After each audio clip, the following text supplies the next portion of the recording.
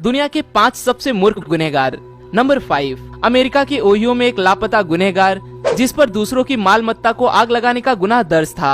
उसने पुलिस को एक सेल्फी भेजकर कहा, आपने मेरी जो फोटो अरेस्ट वारंट पे लगाई है वो काफी भद्दी है। ये फोटो जो मैं भेज रहा हूँ वो अरेस्ट वारंट पे लगा देना। मिस्टर प्यूग नामक इस गुनहगार ने बाद में एक लोकल रेडियो स्टेशन को दी हुई मुलाकात में कहा, उन्होंने मेरे साथ काफी गलत किया। उन्होंने मेरी जो फोटो अरेस्ट वारंट पे लगाई है उसमें मैं थंडर कैट इतना सांवला नजर आ रहा था या तो फिर भागे हुए जेम्स ब्राउन की तरह नजर आता था। पुलिस की अपेक्षा थी कि ये फोटो देख कोई ना कोई इंसान मिस्टर प्यूग की जानकारी है तो उनको कॉल करेगा, पर उन्होंने ये कभी भी अपेक्षा नहीं की थी कि अपनी बुरी फोटो देख खुद प्यूग ही उन्हें मैसेज कर अपनी जानकारी दे देगा। अपनी ही मूर्खता की वजह से प्यूग आसानी से पकड़ा गया।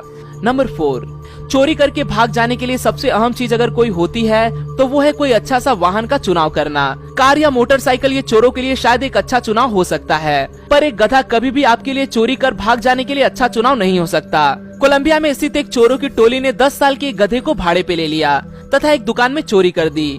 ढेर सारे खाने की चीजें और महंगी रम की बोतलें इन चोरों ने इस गधे की पीठ पर रख डाली।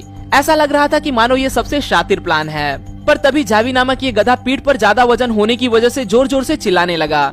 ये देख वो चोर भाग निकले। पुलिस अधिकारी जिनको अभी तक इस चोरी के बारे में कोई भी अंदाजा नहीं था, उन्होंने गधे की आवाज सुन जांच पड़ताल की तो इस सारे मामले का खुलासा हुआ। हालांकि चोर भाग गए, पर यह चोरी सबसे मूर्ख चोरी में दर्ज की गई।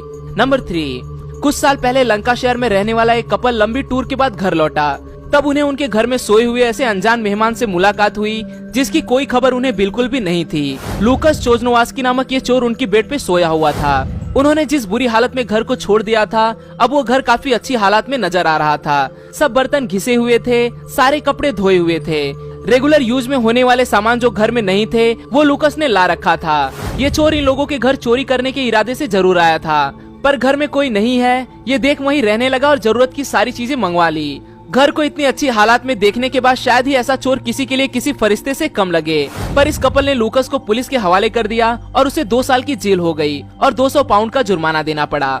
नंबर 2, फ्लोरिडा अमेरिका में रहने वाले एक वांटेड गुनहगार ने इतनी बड़ी गलती की कि पुलिस को उसे पकड़ने के लिए कोई खास मशक्कत नहीं करनी पड़ी। मैक ईयरवुड नामक इस गुनहगार ने अपने ही वांटेड तस्वीर अपने फेसबुक अकाउंट के प्रोफाइल पिक्चर के तौर पर रख दी। उसे लगा कि ये उसके लिए कोई गर्व करने वाली बात होगी, और इतना ही नहीं, उसके एक दोस्त ने इस पर रिप्लाई देते हुए कहा कि नाइस मग शॉट। इस पर मैक ने कहा कि थैंक्स बडी। इस बात का पता चलने के बाद पुलिस अधिकारियों ने उसे पकड़ने के लिए फेसबुक का सहारा लिया। उसे पकड़ने के बाद पुलिस डिपार्टमेंट ने अपने आधिकारिक फेसबुक पोस्ट पे लिखा कि फेसबुक ही अपने पुराने दोस्तों से और परिवार वालों से जुड़ने का एक बेहतर साधन है, पर अगर आप वांटेड हो तो फेसबुक इस्तेमाल करना कोई अच्छा विकल्प नहीं होता, खास तौर पे जब आप वांटेड ऑफ द वीक होते हो तब। मैक की इस मूर्खता पर आपकी क्या राय है वो कमेंट करके जरूर बताना।